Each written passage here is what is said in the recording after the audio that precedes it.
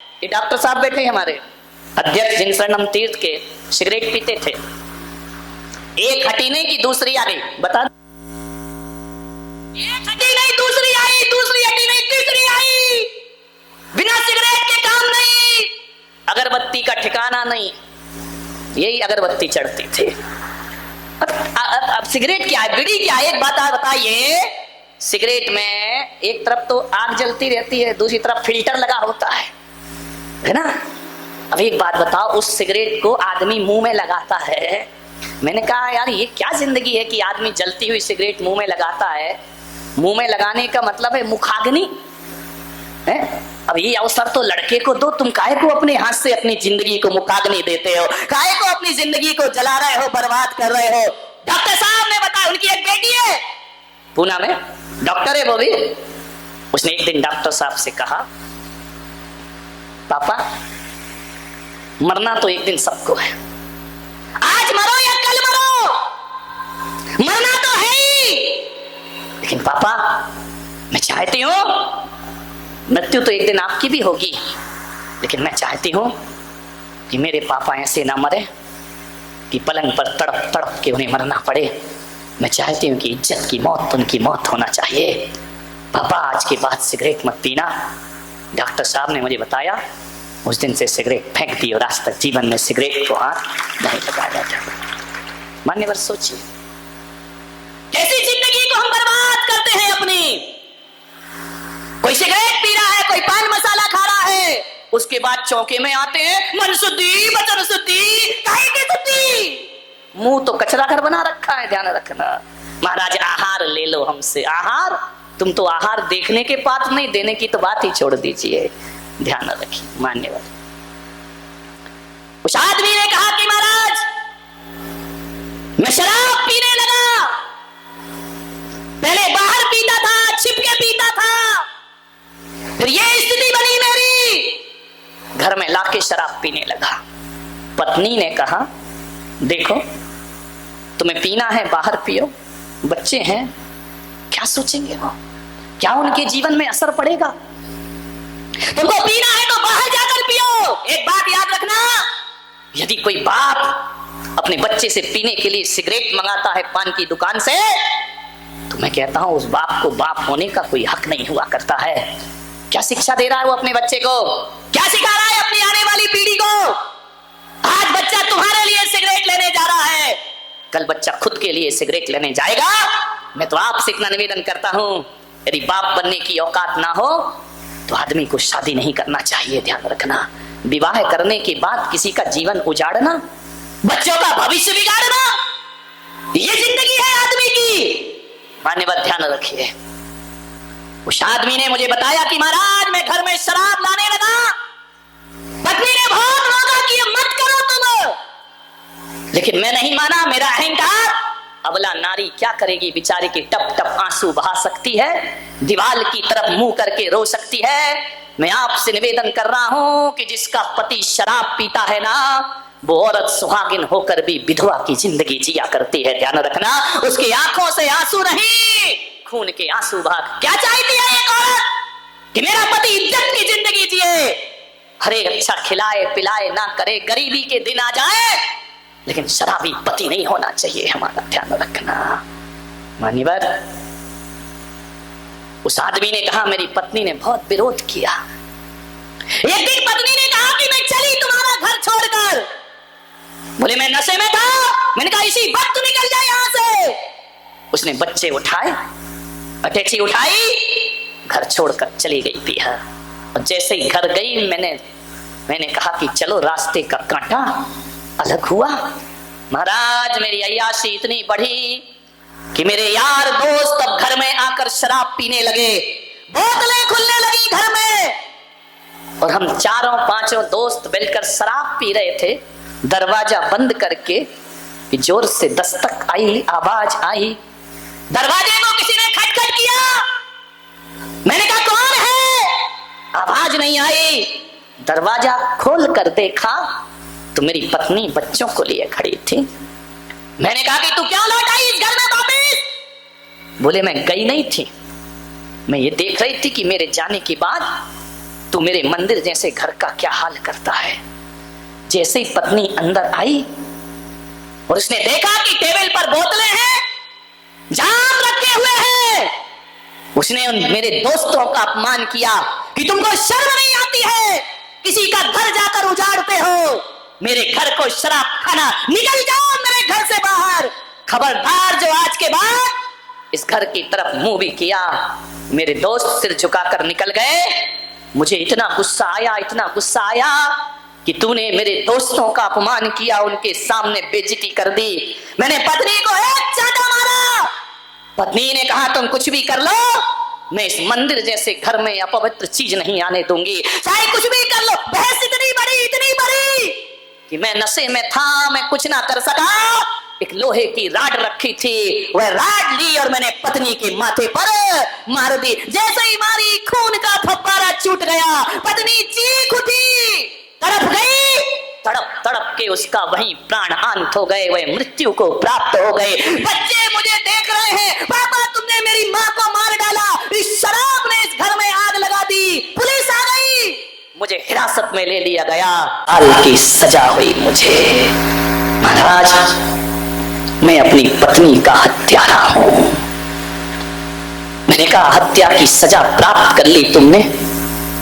बच्चे मिलने आते हैं, बोले एक बार मैंने बच्चों को खबर भेजी कि मेरे बच्चों मुझसे गलती हुई, मुझसे मिलने आओ।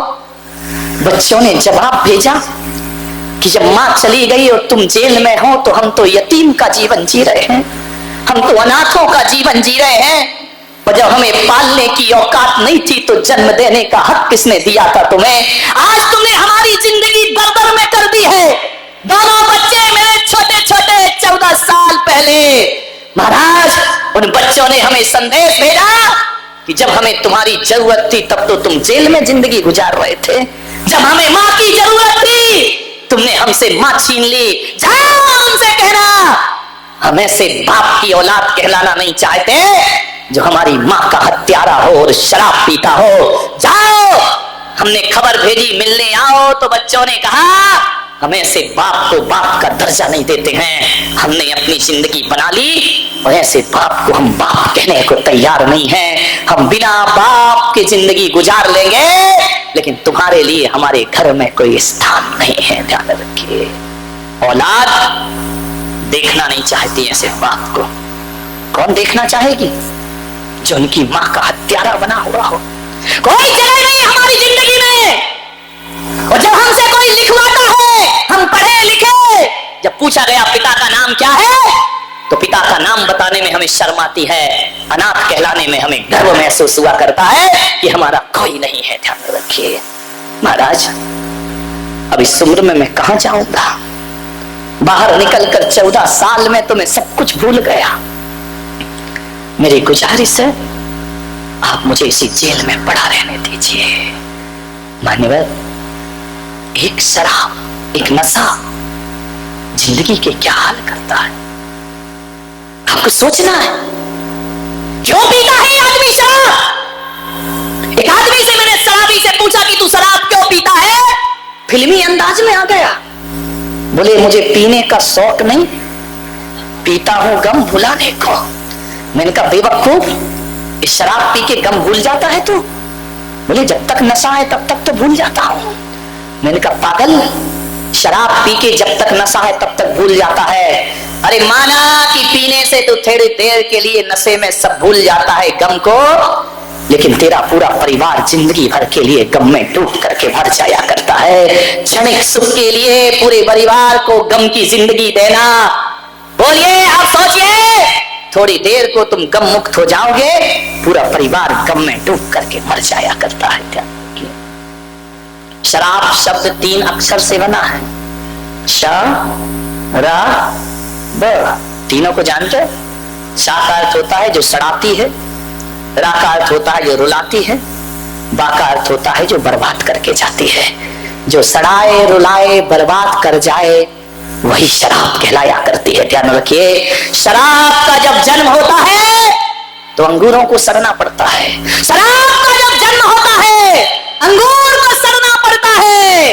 और शराब का जब अंत होता है तो पीने वाले को सड़ना पड़ता है। ध्यान रखिए, पीने वाला भी सड़ेगा। जिसका जन्म ही सड़ान से हुआ है उसका अंत भी सड़ान से होता है। मानिए, बचने का प्रयास करिए। बहुत बड़ा स्टैंडर्ड मत समझिए इसको। पढ़े लिखे लोग इसे अपनी शान मत समझिए। अपने आप में कुछ भी समझने से कुछ नहीं हुआ करता है मेरे भाई। सड़ाती है, रुलाती है, बर्बाद करके जाती है। उड़ीसा में चक्रवात आता है, रोज रोज नहीं आता, कभी जभी आता है। गुजरात में भूकंप रोज रोज नहीं आता, ध्यान रखना। और राजस्थान में सूखा रोज रोज नहीं पड़ता, लेकिन बोतल का तूफान तो रोज रोज हमारे घरों में आया करता है। ध्यान रखिए, उड़ीसा का तूफान तो खुलेआम आता है और बर्बाद करके चला जाता है, लेकिन बोतल का तूफान तो वो तूफान है जो बोतल में बंद होके आता है, उस सड़कों पे खुला छोड़ के चला जाता है। और ऐसा जहर है ये, एक पीता है, घर में एक पीता है, सजा पूरे परिवार को मिलती है। ध्यान रखिए, पूरे परिवार पे नशा चढ़ता है, इसका असर सब पे होता है। पीने वालों की इज्जत खराब होती है। मानिए, एक बार मैंने क्या देखा, एक शराबी शराब पी के चला आ रहा था। पहली बार किसी ने पिला दिया होगा, पी लिया तो पी लिया, दम मारो दम मिट जाए गम। ध्यान रखिए, पीली शराब चला आ रहा है। एक बात ध्यान रखना, शराबी जब भी सड़कों पे चलता है टेढ़ा टेढ़ा चलता है, सीधा नहीं चलता। और एक सांप होता है, वो भी कैसा चलता है, टेढ़ा टेढ़ा टेढ़ा टेढ़ा, सीधा नहीं चलता। मैंने कहा यार ये सांप और शराबी एक साथ टेढ़े टेढ़े क्यों चलते हैं। मैंने विनोद से पूछा कि तू ज्योतिषाचार्य है, जरा बता, ये शराबी भी टेढ़ा क्यों चलता है, ये सांप भी टेढ़ा क्यों चलता है। बोले दोनों की राशि एक ही है महाराज। मैंने कहा क्या मतलब। बोले शराबी सांप कुंभ राशि। तो मैंने कहा क्या मतलब इसका। बोले कुंभ यानी घड़ा, जिसके घड़े में जहर भरा है। सांप के मुंह में जहर होता है, शराबी की शराब में जहर होता है। और जो आदमी जहर पीता है वो सीधा नहीं चलता, वो टेढ़ा ही टेढ़ा चला करता है। टेढ़ा टेढ़ा चला आ रहा था अपनी धुन में। हुआ क्या, अब ध्यान रखना, कितना भी बड़ा शराबी हो, ट्रैफिक आएगा, रोड पे चलेगा, किनारे चलेगा, बीच में नहीं चलता। ध्यान रख, इतना होश तो रखता है कि बेटा इतनी पी रखी, एक गाड़ी धक्का देगी, कोई उठाने वाला नहीं मिलेगा, किनारे किनारे चलता, किनारे किनारे। और सड़क के किनारे क्या होता है, बोलो बोलो यार, तुम ऐसे जैसे बिल्कुल नहीं पी हो, बताओ। सड़क के किनारे क्या होता है बिठला, सड़क के किनारे नाली। नाली किसे कहते हैं, तुम तो बता दो, आज अपना सब्जेक्ट ही नहीं है, इनका है। नाली किसे बोलते हैं, जहां दुनिया भर की गंदगी बहती है, उसको थोड़ी बोलते। तुम लोग भी इतनी भोली हो, क्या बताओ, हर किसी को नाली समझ बैठती हो। तुम कह रही हो कि गटर की गंदगी बह रही है, शहर की गंदगी बह रही, वो नाली। अरे वो नाली नहीं होती बहनों, नाली का अर्थ होता है सुकर और कुकर का एयर कंडीशनल रेस्टोरेंट। सुकर कुकर समझ गए, मराठी क्या बोलते हो, है ना। हाँ, ऐसी बात है तो तुम बिना हिंदी में भी समझ जाते हो। ध्यान रखिए, विचार करिए, नाली के किनारे सुकर और कुकर का एयर कंडीशनर रेस्टोरेंट। अब शराब, उस दिन क्या हुआ, सुकर और कुकर शॉपिंग पे निकल गए होंगे, आ गए होंगे महावीर भवन, शादी आदि चल रही होगी किसी की। उनकी शॉपिंग तो ऐसे ही होती है कि जहां भोजन बन रहा, कनात के नीचे से मुंह डाला, अंदर गए, आदमी खाए या ना खाए, ये मुंह मारे और बाहर चले आते हैं। जब बाहर गए, अब ये शराबी चला आ रहा, अचानक क्या हुआ, भड़ाम से नाली में गिर। अब जैसे ही गिरा, छपा, अब क्या हुआ, गिर गया। गर्मी के दिन थे, सुकर और कुकर लौट के आए, बोले यार अपने यहाँ ये कौन चीफ गेस्ट आया है। बोले इसकी महफिल में जाओ तो डंडे मार के भगाता है, आज अपने यहाँ आदमी मेहमान बन के आया है। बड़ा धन्य भाग हमारे महफिल में ये आदमी। सुकर ने कहा, कुकर भाई ज्यादा बातचीत मत करो। बोले क्यों। बोले अपने भारत की संस्कृति है, परंपरा है, अतिथि आया है तो स्वागत करो। समझ गए क्या।